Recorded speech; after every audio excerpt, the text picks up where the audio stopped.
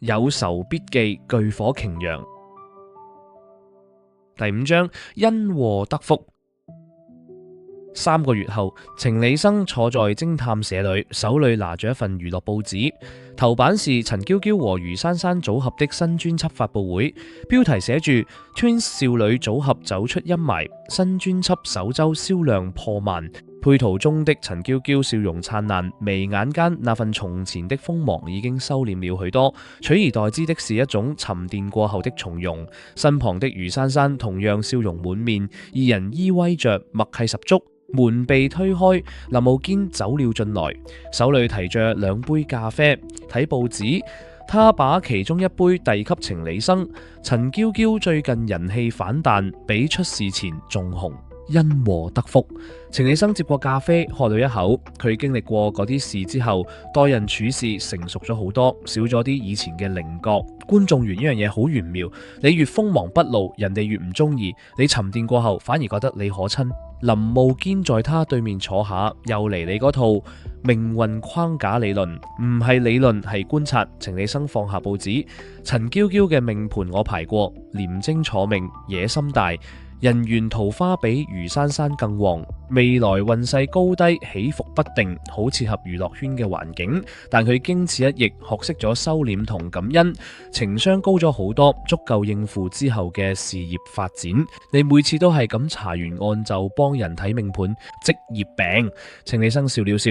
林慕堅白了他一眼，卻沒有繼續爭辯。他知道自己永遠不會真的相信命理，就像程理生也不會完全相信只有科學能解釋一切。但這不妨礙他們並肩作戰，一個用邏輯和證據，一個用直覺和命盤，殊途同歸。朱國華而家點？林慕堅問。自首之後判咗社會服務令加心理輔導。程理生說，余家朗冇炒佢，繼續俾佢喺工作室實習，但要定期向社工報到，行為受監察。余家朗咁大方，佢話自己有責任。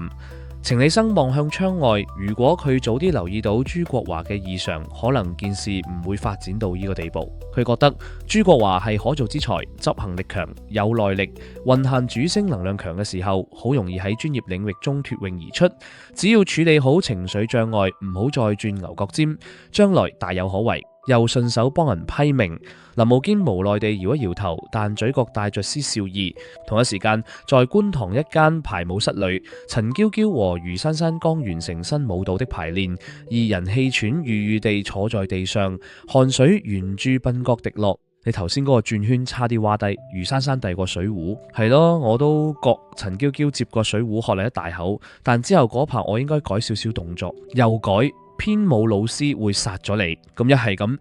陳嬌嬌突然坐直身體，雙眼發亮，你同我一齊改，咁佢就鬧唔晒兩個。余珊珊被他逗笑了，你真係幾時變到咁蠱惑？跟你學下。兩個女孩相視而笑，陽光從窗戶斜斜地照進來，在他們身上鋪了一層溫暖的金色。笑聲漸漸平息，陳嬌嬌低下頭看住自己手中的水壺。珊珊，多謝你。多謝咩？依幾個月，如果唔係你喺我身邊，我可能已經捱唔住。陳嬌嬌的聲音輕了許多。你從來冇質疑過我，冇嫌我煩，冇叫我忍，你淨係一直企喺我身邊。余珊珊伸手攬住他的肩膀，傻嘅，你係我拍檔嚟嘛？我哋一齊 busking， 一齊簽公司，一齊捱過咁多嘢，而家呢關過咗之後，仲有好多關要一齊過，而你唔驚我拖累你？拖累我？余珊珊誇張地瞪大眼睛，你知唔知你而家幾紅？我係驚你飛起我咋？陳嬌嬌被他逗笑了，邊個飛起邊個都未頂。二人就好像回了到小學時代少不更事的女孩，無憂無慮，肆無忌憚的笑作一團。片刻之後，陳嬌嬌收起了笑容，語氣變得認真。我諗返起嗰日對朱國華講嘅嘢，其實我冇後悔。你話佢唔樣衰嗰句，嗰日我講完之後自己都覺得奇怪，原來我已經唔再嬲佢。